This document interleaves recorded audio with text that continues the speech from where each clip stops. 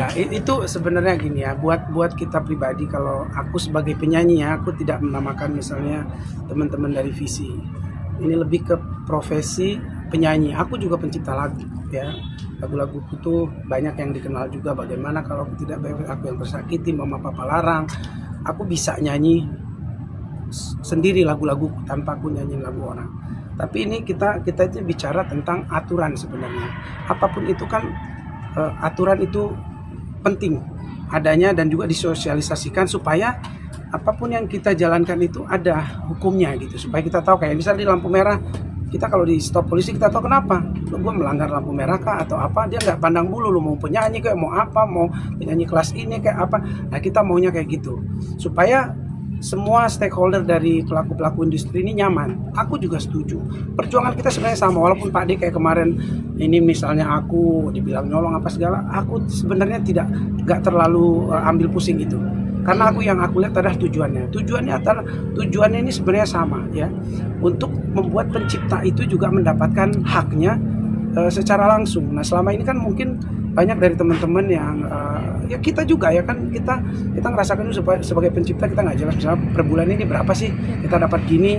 Udah biasa mungkin aksi lebih dulu kali yang lebih paham, misalnya ke WAMI dia keluar lagi. Pak D kan sempat tuh keluar masuk WAMI karena mungkin tidak puas dengan kinerja dari LMK. Nah kan sebenarnya mereka lebih tahu itu. Nah kita juga mau ini dibenerin.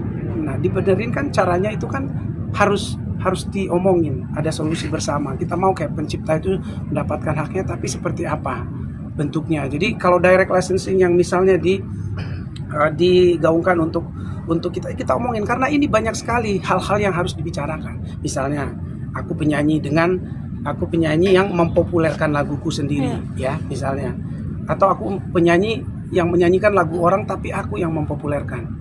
Kita dari awal tuh nggak tahu tuh ada kayak gitu-gitu, dan itu mereka juga tahu gitu loh. Nah ini gimana kalau kita yang besarkan lagunya kita harus bayar, ya ngomong dari depan gitu loh. Jadi dari depan kita tahu, kalau nanti kita kerjasama dengan pencipta lainnya kita tahu nih dari depan begini ya. Jadi dari depan semuanya tuh udah tahu gitu, udah jelas. Dibuatlah undang-undangnya. Jadi nggak apa-apa sesuatu yang baru kayak gini. Perjuangan visi itu sebenarnya sama, cuman caranya mungkin berbeda. Kalau visi, kalau kita tuh lebih ke yang mana yang benar sih? Kalau ini sudah diketok palu pemerintah, gini aturannya, ini direct licensing kayak gini akuin, kita jalanin. Nggak ada ngelawan atau gimana, enggak. Tapi harus ada rulesnya, aturannya seperti apa, berapa ininya, kayak gimana sistemnya. Nah itu kalau visi kan lebih ke LMK-nya. Karena selama ini menurut aku sebagai penyanyi dan pencipta lagu juga aku pengen tahu nih, LMK ini memungut sebagai apa namanya? Sebagai orang yang kita percayakan untuk mengkolek ciptaan kita, lagu-lagu kita gitu, dipakai orang di sana.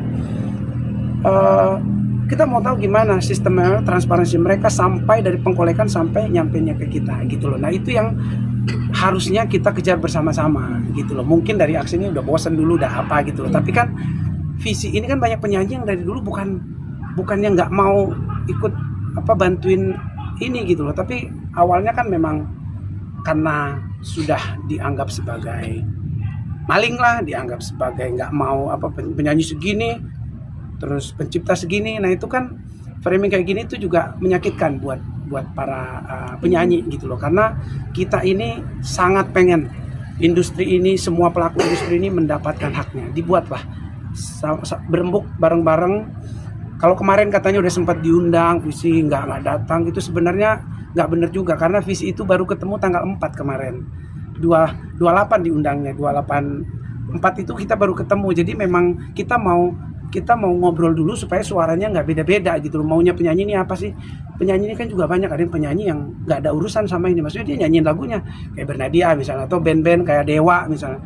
Itu kan dia nyanyiin lagunya sendiri. Tapi ada juga yang penyanyi yang memang semua lagu dia tuh diciptakan orang lain, atau penyanyi yang nyanyiin lagu ciptaan. Nah ini kita harus berembuk bareng. Tujuannya pasti semuanya supaya ekosistem musik ini baik. Jadi aku nggak mau ribut-ribut ini, yang beruntung nanti malah nggak tahu siapa yang di luar. Jadi kalaupun Pak D begini keras begini, selama tujuannya untuk membenahi industri, aku aja. Tapi ya mungkin lebih baik kita kalau visi itu maunya ke pemerintah, karena menurut kita itu pemerintah yang harus turun tangan bikin ini apa, ya kan kita juga bayar pajak kerja. Jadi semua ini kan harusnya pemerintah datang ngobrol sama kita, oke, ini yang berlaku, ini yang dijalankan, ini yang menjalankan LMK gini-gini, semua penyanyi, pencipta lagu ikut ekosistem ini. Udah kita. Kemarin Pak De sempat bilang bahwa dia bilang gini, pemerintah mungkin udah banyak kerjaannya, jadi ini ya udahlah untuk urusan royalti segala macam diurus sampai kita dengan direct lisensi itu sendiri. Apapun, makanya aku bilang apapun itu kan sebenarnya cara untuk solusi dari aksi mungkin ini, solusi dari visi mungkin apa. Kalau berbeda dikit itu biasa aja gitu loh, namanya ngasih solusi gitu, jangan langsung dianggap misalnya kita ngasih solusi yang berbeda, misalnya kita lewat LMK, karena menurut aku gini, kalau aku pencipta lagu, aku nggak akan bisa mengkolek juga semua kayak orang minta izin sama aku, terus aku kan ada kerjaan, misalnya begitu. Jadi aku pengen LMK yang benar ya, LMK yang benar dengan sistem yang mereka udah proper, mereka memegang hak cipta laguku, tapi dengan benar ya. Kalau nggak benar ya mungkin ya jadinya begini, orang mau ngurus sendiri. Tapi kalau mau ngurus sendiri nggak apa-apa, tapi harus diumumkan, dibuat sistem yang benar. Jadi kita tahu nih, misalnya gue nyanyi, si ini udah mengumumkan lagunya tuh direct licensing, ya udah, kita kalau mau nyanyi kita tahu kemana. Misalnya aku nyanyi lagu Dewa, kan kemarin aku bilang itu aku tuh mau nyanyi semuanya udah jelas. Misalnya kalau ini misalnya patokannya 5 juta misalnya, bukan Pak De aja, kalau penyanyi yang nyanyi satu konser 12 lagu, dia kali 12 kali 5 lagu tuh udah 60 juta gitu loh. Dia mau jual berapa penyanyinya untuk nyanyi gitu loh. Dan belum lagi yang penyanyi yang berbeda tipenya gitu. Jadi ini harus ada satu aturan yang akan membuat semuanya nyaman. Dan ini yang menurut aku sama-sama diperjuangkan. Jadi nggak harus berantem, kalaupun kelihatan menurut aku di sosmed tuh kita berbeda, buat aku tujuannya sama. Jadi ya mungkin akan ketemu di tengah. Udah sowan mungkin ke Pak De mungkin menyelesaikan masalah ini, udahlah Pak De gini segala macam dari abang. Ya kan kita kan ada ketuanya ya. Ketua kita lagi umroh, Kang Arman lagi umroh. Mungkin ya ini kita lagi pengen ketemu juga sama Ariel dan teman-teman yang wakil ketua. Jadi ya kita lihat nanti ke depan seperti apa. Bang, soal royalti sendiri kan abang menyerahkan kepada LMK gitu. Sejauh ini sudah merasa cukup nggak sih sebagai pencipta lagu ya mendapatkan itu? Kita juga nggak puas. Aku kemarin terus terang aja aku bilang aku masuk di dalam 35 penerima royalti terbesar dari UAMI kemarin. Tapi bukan ukurannya, aku bukan itu. Kenapa kemarin nggak segini?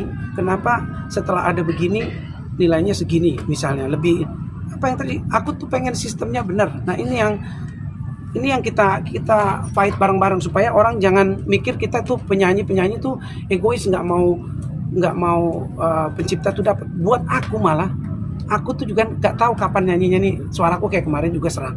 Aku kalau udah berhenti nyanyi, aku nggak bisa. Aku dapat duit itu dari show. Ketika kita show itu namanya fee, bukan royalti. Jadi kalau kita nggak nyanyi, kita udah nggak dapat duit. Tapi pencipta lagu sampai kapanpun dia dapat. Nah, jadi kalau aku ciptain lagu dan aku bisa atur nanti nggak terlalu capek. Misalnya royaltiku dikolek sama LMK yang benar dan dia bisa mengkolek satu Indonesia sampai luar negeri gitu loh. Jadi kan uangku pasti aku lebih banyakin daripada aku sendiri. Misalnya aku istilah kayak kita jualan tapi gua urus sendiri, ini kan pasti akan susah. Itu aja sih sebenarnya. Gitu ya? Aku analoginya kayak gitu. Makanya kalaupun ada perbedaan di sini, ya jangan langsung kita anggap itu ya lu lawan gua, lu musuh gua, kita beda, enggak. Ya kan makanya LMK menurut aku diciptakan juga ya karena ini supaya bisa mengkolek semua yang kita nggak bisa pencipta ini urus sendiri gitu. Nah, tapi gimana sekali lagi LMK-nya udah bener apa enggak? Ini yang teman-teman kita sama ini. Aku sempat bikin analogi pemain bola, kita sama-sama pemain. Ya, kita tidak ada wasit, tidak ada FIFA-nya. Kita pemain jangan saling pukul-mukul, menyerang. Kita pemain nih justru kalau ada kecurangan dari wasit yang menentukan peraturan, sama-sama kita sana gitu loh. Kita sama-sama protes ke wasitnya, ke FIFA-nya yang bikin aturan, supaya mereka bikin aturan yang baru yang kita setujui bersama. Akhirnya kita mainnya, pelakunya mau back mau penyerang semua itu enak gitu loh. Jadi selama itu nggak ada, ya kita ngobrol, ya menurutku memang ini proses untuk itu semua. Oke. Ya. Terima kasih Bang.